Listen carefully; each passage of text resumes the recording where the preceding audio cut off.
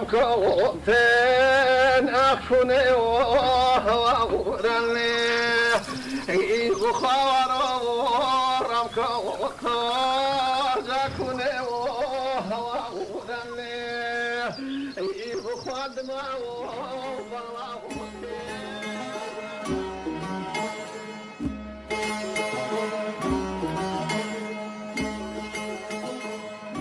شاری هەڵەبجە دەکەوێتە گۆشەی باکووری خۆرهەڵاتی هەرێمی کوردستان و 78 کیلۆمەتر لە باشووری ڕۆژهەڵاتی شاری سلەیمانیەوە دوورە. ڕووبەرەکەی 1594 کیلۆمەتر دووجایە.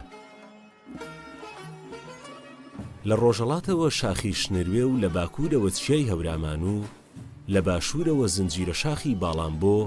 لە باکوور و ڕۆژاواشەوە دەریاچەی سیروان دەوریانداوە.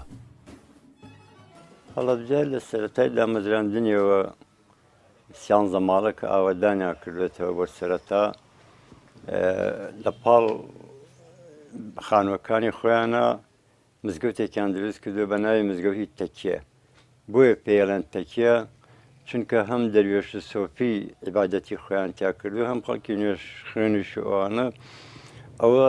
شارستانەتێکی باش بووە چونکە مەلای هەبووە مەلاکە دەستی بە فەقێ وتووە وەختەیانی هەنگاوی یەکەمە بوو ئەوەی هۆش و گۆش لە ناو خەڵکی هەڵەبجا دروست بێت و خوێندەواری بڵاو ببێتەوە. پاشان جوولەکەکان دێن نیشتەجێ بن بە ناوی گەڕێکی جوولەکەکانە سەماوە ئەوانش کەنیسەیەکەکەنەوە بۆ خۆیان ئەوانش مالومیانە بێت دەباتی مەلا ئەویش بۆ خۆی خەڵکی خۆیانی پێگەیاندووە لە ڕێی خوێنەواریوە. پاشان کە بنەماڵی پاشاکان هەمە پاشا جاوک وەسمان پاشا ئەمانەش مزگەوتی پاشایان کردوێتەوە مزگەوتی پاشا لەوان فراوانتر بووە فەقێ و حەجر و ئەوانەی زۆر بە مەزبوطی تیا کراوە مەلای باشی بۆ گیراوە. ئەوانە لە سەرەتاوە یەکەم هەنگاو بوون بۆ ئەوەی خوێندەواری یا بڵێن وەکو عەرەبی پێڵێن مەحلومیە لە ناوبردنی نەخوێندەواری دەستی پێ کردووە وردە وردە خەڵکەکە هۆش و گۆشێکی کردێتەوە شارستانەتێکی پیا کردووە و هیچ نەبێت توانیویانە شت بخوێننەوە وەکو دەرسە دینیەکان لە سەردەما باو بووە توانیویانە بنووسن توانیویانە قسە بکەن لەسەر بابەتەکانی دینی ئەو شارستانەتی یەکەمی بووە. یەکێک لە شتە جوانەکانی هەڵەبجە ناوێتی کە لە عەجەبجە بۆ مێژوو بگەڕێنەوە ساسانیەکان کە بە هەڵەبجیان و عەجەبجێگا بۆ لە ڕووی سروشت و پێگەی جوگرافی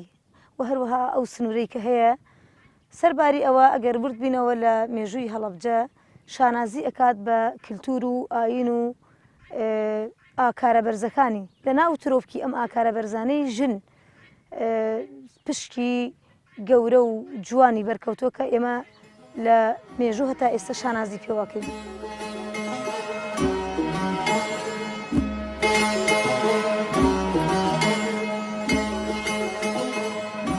نەسرین دەمێکە داخت لە دڵمە گیرۆدەی بەندی ژیانت زوڵمە وا من پێ دەڵێم چونکە لە سەرمە هەستە تێکۆشە تا خوێنت گەرمە سەرپۆش فڕێدە چوادەی شەرمە.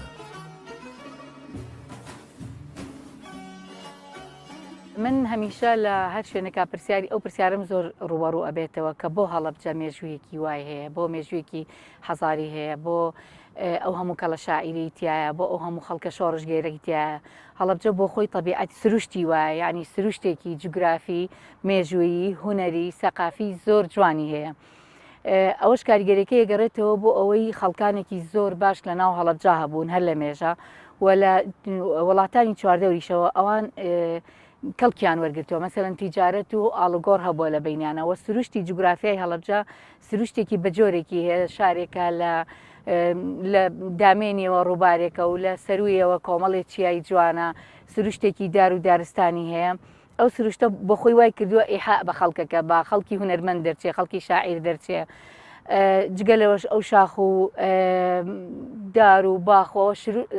سروشتی شۆڕژگێڕانی پێبەخشیون بۆی خەڵکانی شۆڕژگێر زۆر لەم شارە هەیە مێژووی ئەو مێژوە جوانی هەڵەبجە ئەگەڕێتەوە من بە زۆری ئێڵێم بۆ ئەو سروشتەی کە هەی بووە.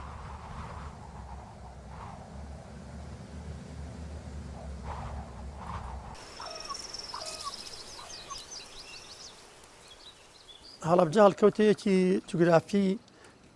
زۆر ناوازەی هەیە ئەتوان بڵم لە زۆر شوێنەکانی کوردستان جیاوازترە ئەویش لەبەر ئەوەی کە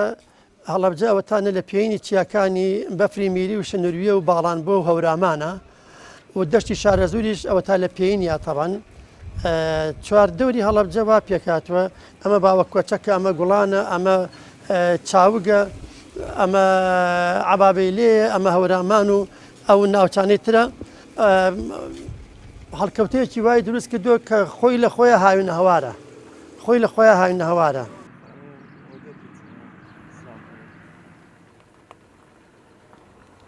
ئەدەبی کوردی بە ناوی هەڵەبجەوە لە ناو ئەتلەسی گشتی ڕۆشنگەری کوردیدانە کە تەنها هەر ئەدەبی خاڵێکی دیارە ئەو هێڵە گشتیشی کە ئەدیبانی کورد ئەکەونە سەری و مێژوویەکی پرشنگدار و فەرهەنگدار بە ئەدەبی تێگڕای کوردی ئەبەخشێ سەرەتاکەی لەم شارە و لە دەوروبەری شارە زورا گەرێمە بە سەرچاوە کۆنەکانە بگەڕینەوە سەرچاوەکانی ئەدەب و معریفە و وشیاری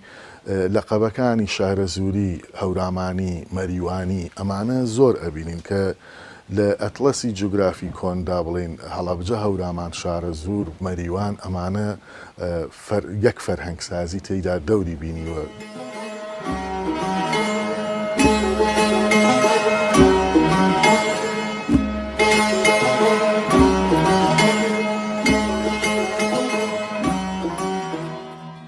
هەڵەبجە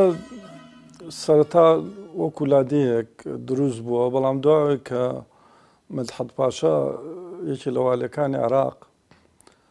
بڕیارەیە کە وەختی خۆی هەموو عێراق بە تایبەتی کورد کۆچەر بوون کە زۆربیان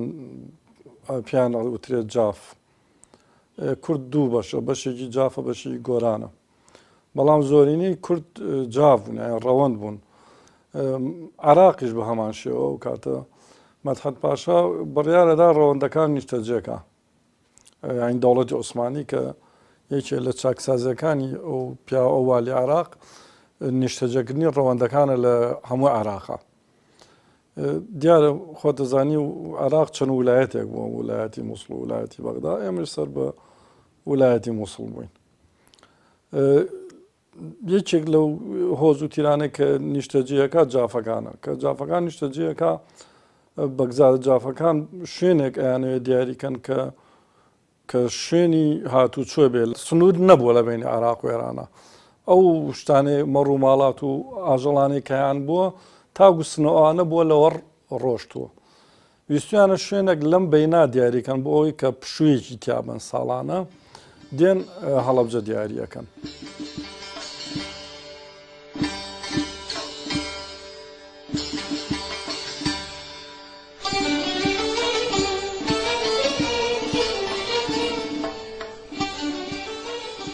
هەڵەبجە پێکهاتەیەکی تێکەڵە لە بینی شاخەکانی هەورامان و لادەکانی هەورامان و منتیقەی کاکەیەکان و لەگەڵ دەشتی شارە زوورە هەرچەند ئەو دوو پێکهاتەیە لە هونەر و لە مۆسیقا و لە گۆرانی وتنیانە جیاوازن زیاتر با بڵێن منتیقەی هەورامان سیات شەمانەیان هەبووە بەزمی دەرەیان هەبووە بەزمی چەپڵە و شێوازی گۆرانی تایبەت بە خۆیانیان هەبووە منتیقەی شارە زووریش زیاتر گۆرانی دەشتیان هەبوو وەکو چۆنەڵی گۆرانی منتیقەی دەشتی هەولێر زیاتر گۆرانی منتیقەی دەشتەکان لە چەندەنگێکی مۆسیقا تێناپەڕێت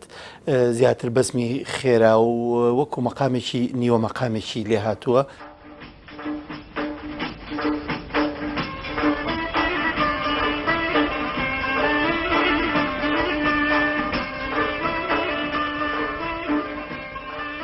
سەر چاوە مێژوویەکان سەرەتای بنیادنانی شاری هەڵەبجە دەگێڕنەوە بۆ ساڵانی 1850 1860 زاینی ئەو سەرچاوانەش عەشیرەتی جاف بە بنیادنەری شاری هەڵەبجە دەزانن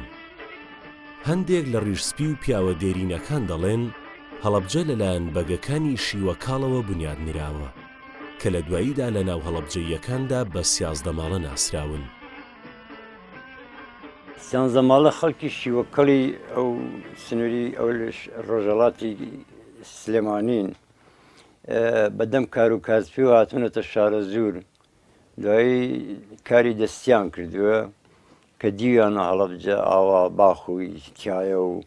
ئەو سەرچاوی ئاوی ئەو کانیە نەواڵی تایە و ئەوانە ئاوا سێ گۆشەشی بە چیا دەورە دراوە ئەوانە ئەوان هاتوونتیان شتەجێ بوون و تر بوون بە بنیادنەری هەڵەبجە. Ay demliyem demalla da de yana sakın bir deri de yama da o kaynal maridim da de yandım dumulmaz karidi yama ay da da ro canları ma alma ay şobodur sozi ay bavbeto fa alma ناوی هەڵەبجە لە چی هاتووە زۆر باز لەوە کرێکی لە حەڵەبەوە هاتووە کە لە حەڵەبی ئەو سای دیمەشق با بڵێن سووریا چوە شام چووە یەکیاڵێ هەڵەوجا هەڵەبجە چا بۆ نازانم چی بەڵام ئەوەی کە زۆر من بە بۆچوونی خۆم بەڕاستی زانم کاتێک کە خان ئەحمەد خان کۆدەتاکە بەسەر هەڵۆخانی باوکیە لە ئەحمەداوە کە قەڵاکان و شوێنی با بڵێن دەسەڵاتداریەکان لە ئەحماوە ئەبێت لەو کاتا هەڵۆخان لەوێ نابێت هەڵۆخان کە لێرە خۆی حەشارداوە بووە بە هەڵۆجا جێگەی هەڵۆجا ئیسش بەڵگەیشم بۆ ئەوەیە ئێسش زۆربەی گوندنیشتنەکانی دەروپشمان کە شێوەزاری جافایەتیە جافەکانە کە بێ پیتی بێ دەرنابڕن لە قسەکردیانە ئەیکەن بە واو ئیسش ئەوان هەڵێن هەڵۆجە و هەڵۆجا.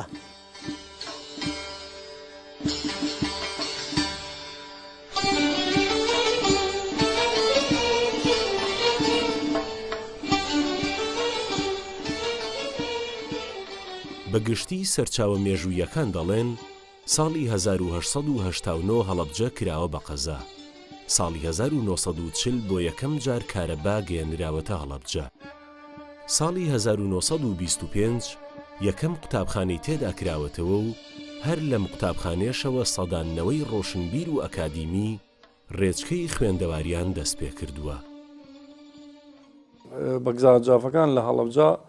وەسمان پاشا لە هەڵەبجە نیشتەجیە بن کە نیشتەجیە بن ئیتر سەرەتای بوون بە شاری هەڵەبجە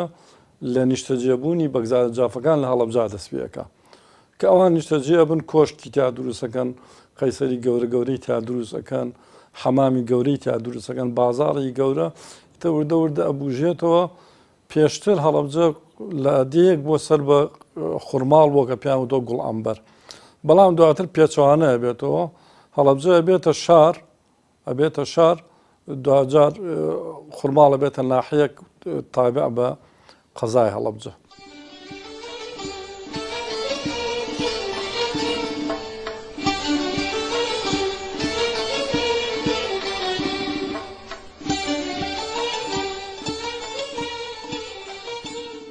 مەڵێ من کچم تۆژ وەکو منی محتاجی عیلم و فەن و خوێندنی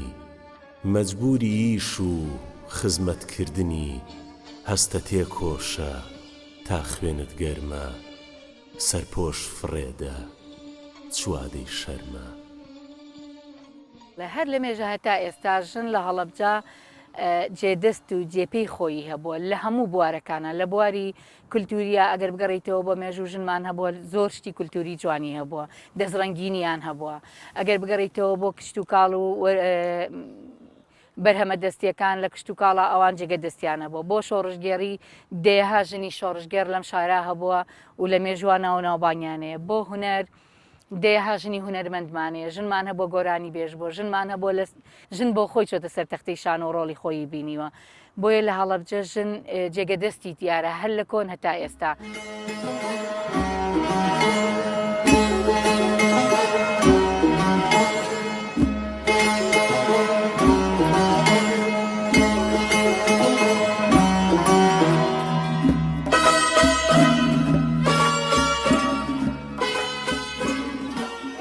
بۆ نمونە ئەو شتانێک کە ئێمە شانازی پێوەکەین لە دێر زەمان تا بە ئێستا بە ئامار پێت بڵێم هەڵەبجە کللتورە جوانەکەی تا ئێستا گەورە بە بچووک لە بری خوێن مارە بڕین سەرلانێک ڕەد و کەوتن خەتەنەکردن حتا شکانەوەی ژن نە خوێنەواری ئەمانە لە ئاستێکی سفران و ئەکرێ بڵێم نین ئەوە ئەو شتانن کە ئێمە شانازی پێوەکەین ناوچەی ئێمە کە شانازی ئەەکەین بەبوونی منطقەی شارەزور و هەورامان بە تایبەت هەورامان کە بۆتە پێگەیەکی زۆر جوانیان ناوچەیەکی زۆر جوانی سنووری پارێزگا تازەکەمان لە ڕاستیە شانازی پێوەکەین کە ئێمە کەمترین توندوتیژی لە ناوچەی ئێمە ئەکرێ ئەمە ئەگەڕێنەوە دیسان بۆ سەقافەتی خەڵکە جوانەکەی کە بە شێوەیەکی گشتی بە دەرەجەی یەک پیاوان کە ئەگەر بڵێم تندوتیژی بکرێت لە ڕگەزی بەرامبەر ئەکرێت کە ئەوان پێگەیەکی زۆر جوانی ژن چۆڵی ڕێزی و پێگەیەکی زۆر جوانی ژنیان هەست پێ کردووە و احترامیان پێداوە.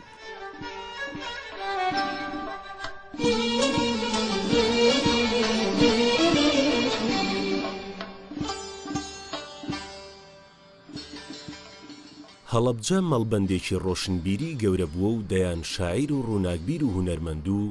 ڕۆشنبیری لە ئامێزگرتووە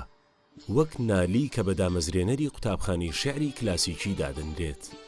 مامۆستا گۆرانیش کە بە دامەزرێنەری شێعری نوێی کوردی دادەنرێت لەم شارەدا لەدایک بوون. ئەحمەد موختار جاڤ یەکەم کەسە دوای جەمیل سایب چیرۆکی کوردی نووسیوە کە چەندین کەڵە شاعیری تری وەک مەولەوی و تاربەجی جاف و ناتق و حیلمی و ساڵح هەژار و ساڵح شارەزووری و عین شەونم و کاردۆخی و خورشیدە بابان شاهۆ و ئەژی گۆران تیایدا سەریان هەڵداوە. مێژووی ژیانی شاعیرەکان کە ئەخوێنیتەوە لە خورماڵ سەرگەت هەورامان هەڵەبجە تەپی سەفات چاوک دەرە قەیسەر دوورەکەیان میری سوورە مەسەلەن هەمووی ئالەم بقعەدایەمە وەکو مێژووی کۆنی ئەم قەڵەمانە کە تێکرامانە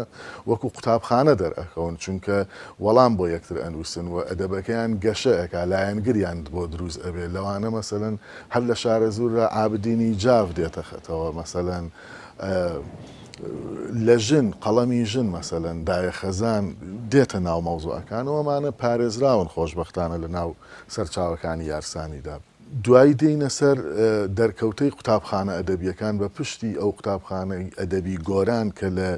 ئەدەبێکی زۆر دەوڵەمەندە خوددان مێژووی 600 ساڵی شێعری کوردیە پێش دەرکەوتەی نالی و مەولەی و ئەمانە سیرەکەی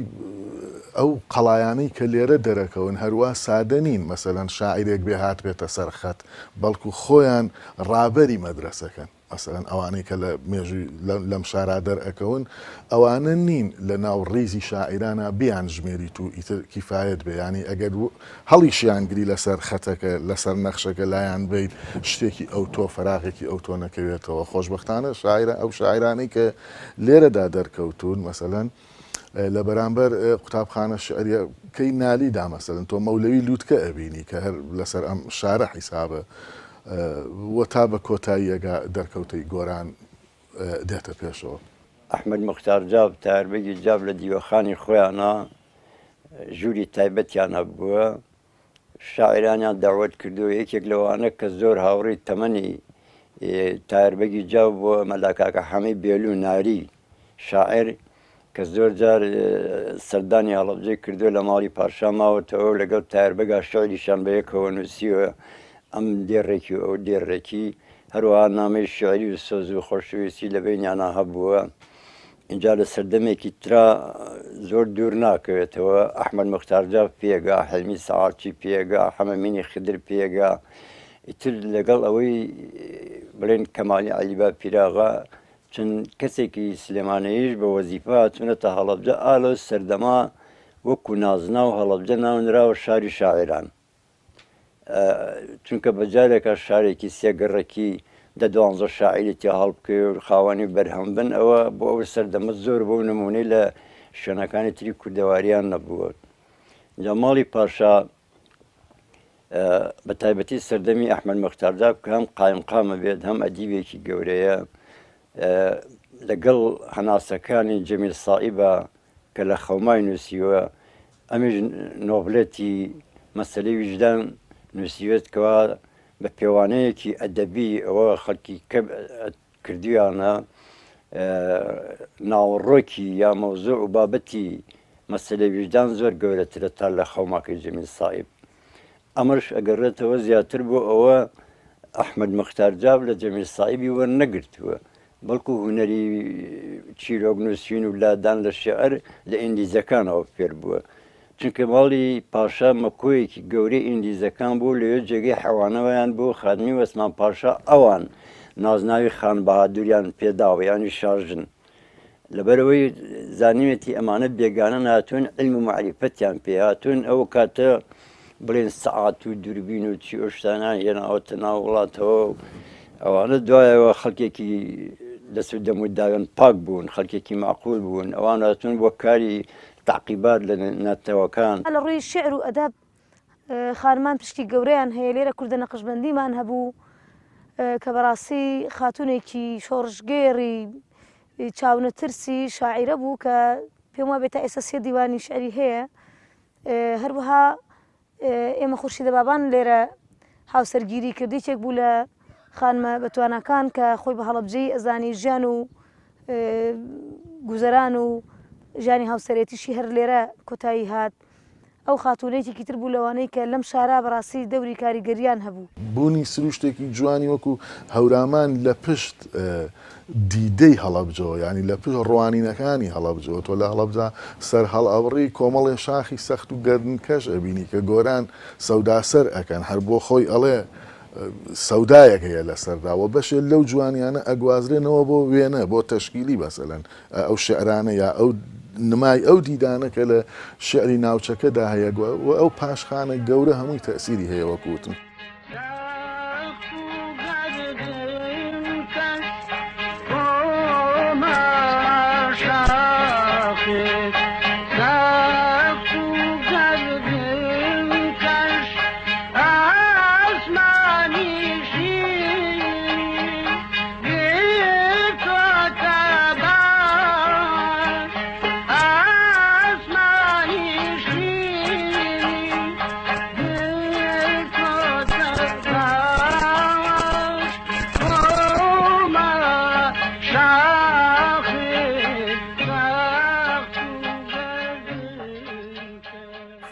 گۆران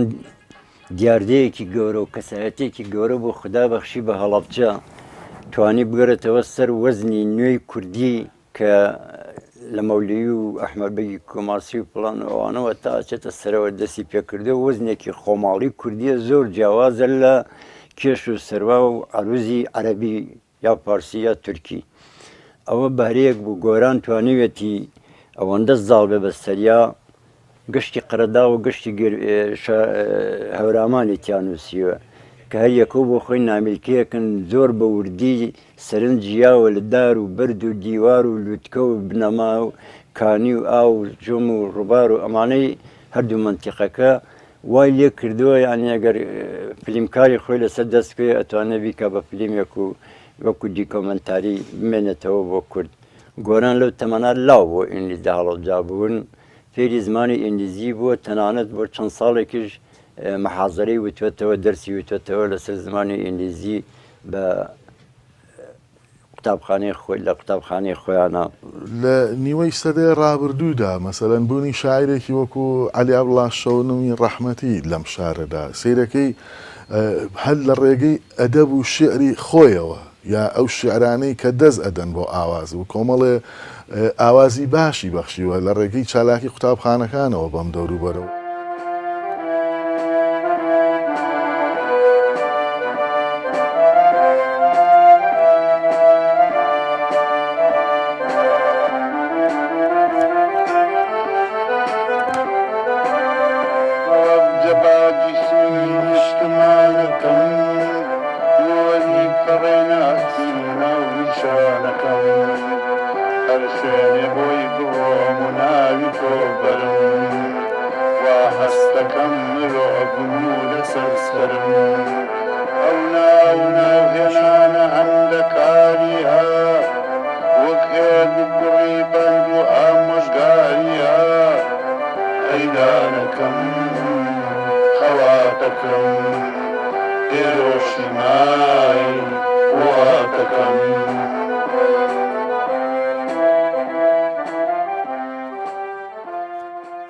لە ساڵی 1970 تیپێکیان دروست کردووە بە ناوی تیپی مۆسیقای هەڵەبجە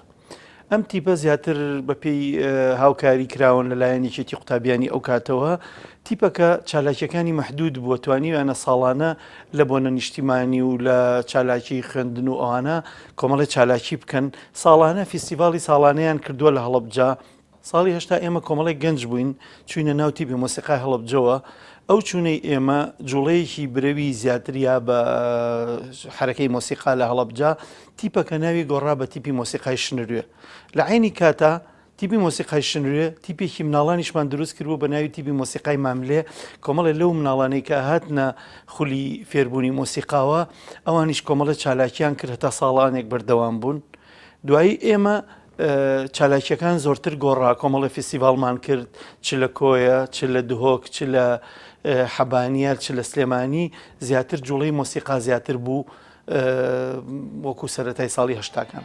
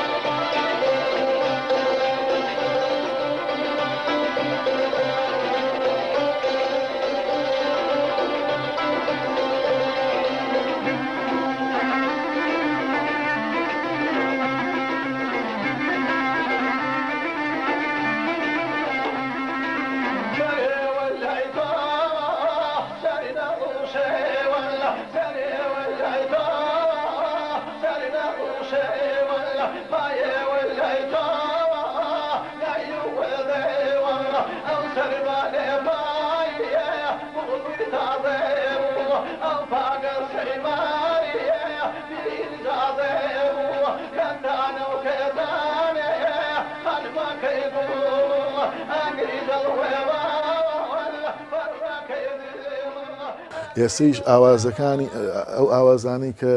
تۆمار کراون و ئەو بەشداری تیپێکی وەکو مۆسیقای شنوێ لە فیستیڤالە مۆسیقیەکانی وڵاتدا ئاستێکی باش تۆمار ئەکات و هەر بۆ خۆی گوێگرتن ئێستەیش لە گۆرانی بێژەکانی ئێمە جۆرێ لە ڕۆحلاوانەوە و جۆرێ لە خۆناسینەوە و هەستکردن بە سوکونایی و ئەوانە پێ ئەبەخشن بەڕاستی پێم وایە هەمووی تەسیری قوتابخانە ئەدەبیەکەیە گۆرانی مۆسیقای میلی هەبوو ئەو کاتانە زۆرتری ئەوەی تا مابوو لە تەمەنی ئێمە شادیمان یەکێک بوو لەوانەی کە پیاوی ئەحمەد موختارجا بوو بە ناوی لالەمینە مینەی لولوگژەن ئەوە چەند ئاوازی خۆشی لێ ئەیە یعنی کە گوێ لێگرت لەگەڵ گوێگرتنەکە هەستی بە مۆسیقاکە ئەکرد هەستی شدەکرد کە قسەیەک ئەکات جا دەرێژ عەبدوڵڵایەکمان هەبووە دەبزن ئەوە گۆران شعرە جوانەکەی بە ئەوە وتۆ دەرێژ عەبدوڵڵا دەخیلت نزەسا بەولاک و ئایا و حەیرانە شەپۆلی زۆقی میلی پڕ دەرونی ماتو چۆڵم کە لە بیتۆپن گەلێ زیاتر بە ڕۆحم ئاشنای وەڵڵا لە ئەی دەرێژ سکاڵایەک لەگەڵ ڕۆحی کڵۆڵم کە ئەنی ئەمانە سەرەتاکانی مۆسیقان لە هەڵەبجا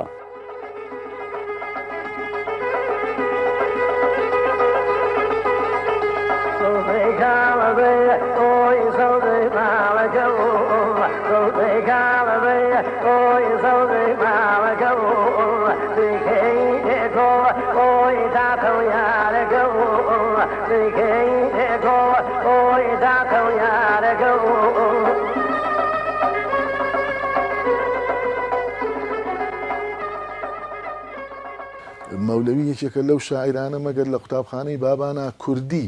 مستەفا بەگی کوردی هاوتای مەولەوی لای کردوێتەوە بەسەر ناوی هەر مەقامەکانی بۆ پاراستوی ناوی مەقامەکانی پاراستەوە ناوی ئالەتەکانی پاراستەوە زیاد لە 50-60 جارەکەوی بەسەر مۆغەنی و مطرێب و دەفزەن و سنتور و نێی و هەموو ئەم ئالەتانە هەر وەکو ینی شێری مەولەوی هەیەکرێ وەکو فەرهەنگێکی مۆسیقی سەیریکەین زۆر گرنگیان بە مەسەنن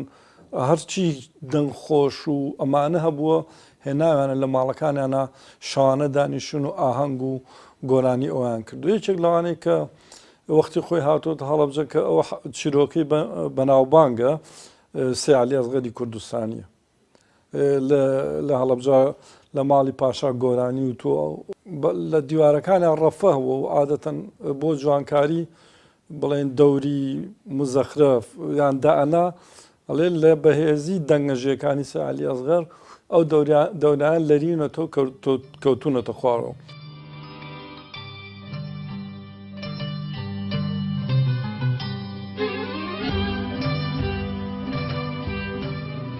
ژن لە هەڵەبجەدا ڕۆڵی هەبووە و یەکەمین قەزایە لە سەرەتاکانی سەدەی ڕابردوو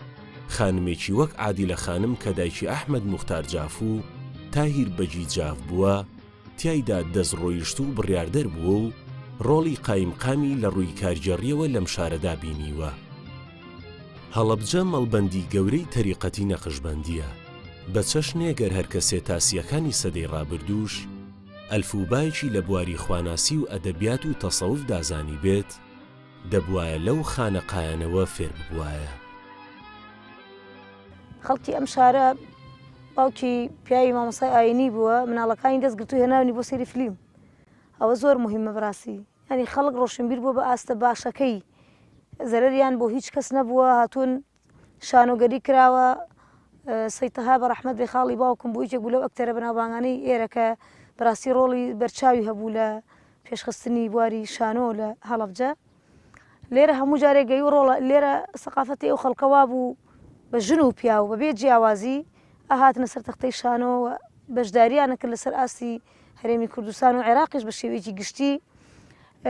حتا ئەڵێت کورسی نەبوو تەنەکەمان دانابوو خەڵک دانیشێ لەسەری. کردنەوەی باخی گشتی هەڵە نەچووم لە چلەکانی سەدەی ڕابردوو بە ژن و پیا و زۆربەی ئەو کەسانی کە بەڕێوەبەری و پێشکەشکار و حتا گروپی هەڵپەرکێ بوون لە دروستکردنی باخی گشتی هەڵەبجە خانمان بوون بەشدار بوون. لە مێژووە باس دەکەن مەسەلەن ئێمە یەکێکی وەکو عادیلە خان هەبووە کە حکومڕانی ئەم شارە بووە، لە ئێستاە دەیان عادیلە خان لەم شارە هەیە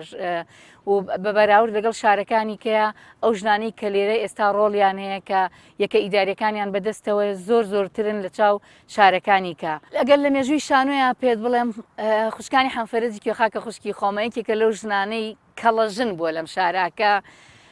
لە مێژوویەکی سیاسی زۆر جوانی هەبووە، زیندانی سیاسیە، یەکێکە لەوانەی کە حیزبی بەعز ئەوەندە لی ترساوە بە مواطنی دەرەجە 3 و دەرەجە 2 نایی بردووە بۆی نەبووە لە هیچ دام و دەستگایەکی حکومیە ئەو نەفەرمانبەر بێنەیش لە پۆلی شەشی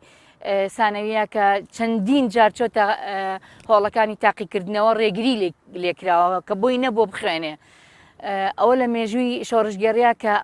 ژنی تر زۆر بۆ پێش ئەویش کە ئەوەیان کردووە، بەس ئەوەی کە من بیرمە ینی بۆیە خوشکان بە نمونەیەنمەوە. کوێستانخانی شێغەکرم یەکێک بۆ لەو کچانی کە ئێستا سەرۆکی شارەوانیە کە شانبەشانی خوشکانی خوشکی من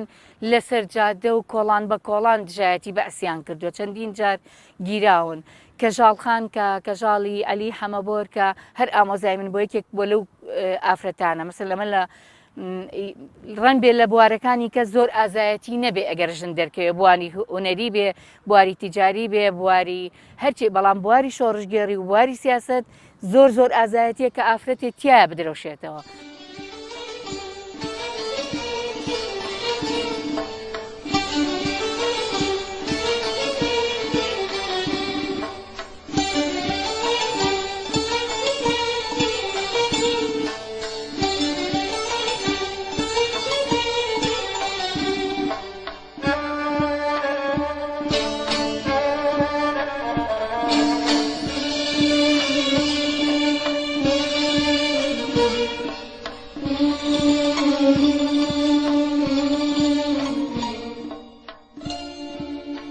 زمانێک بووە ژن چەوسێنراوەتەوە و گوێ لە قسەی نەگیراوە بۆی نەبوو بێتە مەجلیس.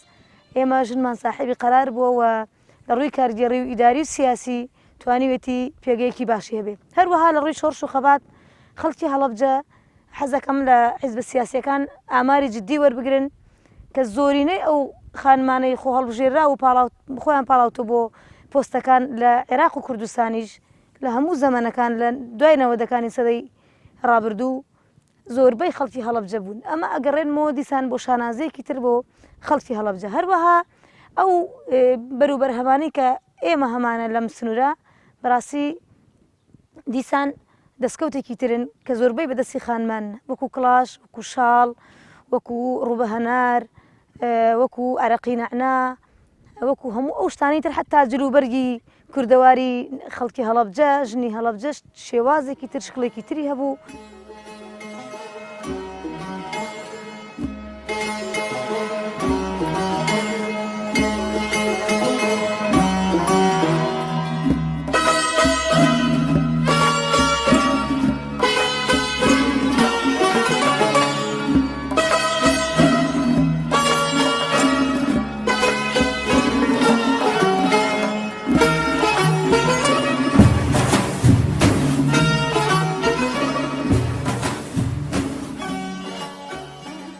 لە هەڵەبجە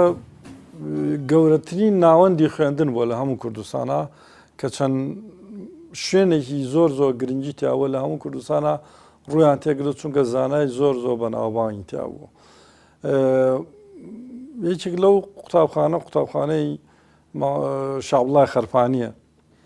شابڵای خەرپانی کە مزگەوتی جامیعایسە مزگەوتی گەورەیان ئاوادان کردوەوە ئیسێشار بەدەست بنەماڵی ئەو بەڕێزانەوەیە. شاعری وەکو نالی مەولەوی ئەمانە تەنانەت مەولانا خالیدی نەقشبەندیش یەکێک بوو لە قوتابەکانی شابڵای خەرپانی. جگەلەوە ئێمە قوتابخانەی مامۆستا مەلا ساڵحی گەورەمان هەیە، قوتابخانەی ئەبابەی لێمانەیە کە مامۆستا شێخ بابا ڕەسووڵی بێدەنی کە یەکێکە لە زانا گەورە منەورەکانی کورد بەداخەوە خەڵک تا ئێستا نایناسێت چونکە ئەم پیاوە خاونێکی وای نییە وەکو خۆی ئەم کەسایەتی جوانە بناسیێنە بە نەوەکانی داهاتووەی شاعرێکی دەست باڵای مامۆستا شێخ بابا ڕەسووڵی بێدەنی. ئەمانە کۆمەڵێش ناوەندی خوێندن بوون کە لە هەموو لایەکی کوردستانەوە ڕویان تێ کرد کە توانیویانە خەڵکی زۆر گەورە پەروەردە بکەن وەکو پێم وتی نالی و مەولەوی و مەولانا خالیدی نەقشبەندی ئەمانە ڕەقەمن لە مێژووی ئەدەب و ژیانی کووردا کە ئەمانە فترەیەک قۆناغی لە قۆناغەکانی ژیانە لای شابڵای خەرپانی خوێندویانە. لە چلەکانی سەدەی ڕابردووە ڕووناخان و حەمیدەخانی ئەحمەد مختار جاف ئەحمەد پاشای وەسان پاشای جاف ئامۆزاکانی خۆم کە ویداد و کەلسومی با بڵێن ڕئیسی هەڵەبجە ڕئیس بەلەدی هەڵەبجە کە کچی فەرەجەفەنی یەکەم بەڕێوەبەری قوتابخانەی هەڵەبجە بۆ کاتە ئەمانە لە چلەکانە بە جلی مۆدە و مۆدێرنەوە لە هەڵەبجە جیاون زۆری تێژبەزبوون منەوە بەگزاکانی جاف توباخانی حسێن بەگی محموود پاشای جاف هاوسەری بەران بەگی حان بەگی جاف ئەمانە زۆرین لەمانێت تکەمدون بە جلبەرگی کوردیەوە لە چلەکانی و لە سیەکانی سەدەی ڕابردووە بە جلی مۆدێرنەوە گەڕاون.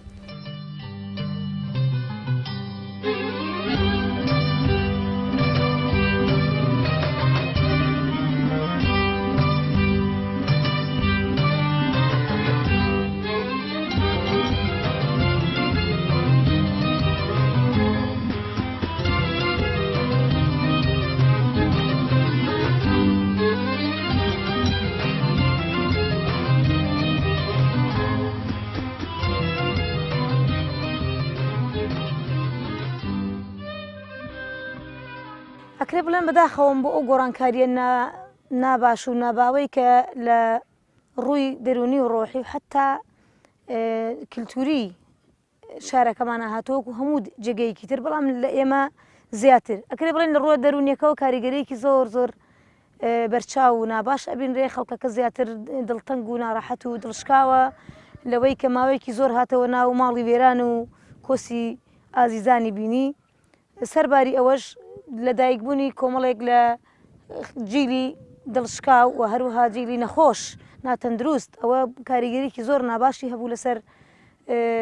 پێگەی کۆمەڵایەتی یان پێگەی تەندروستی خەڵکی هەڵەبجە.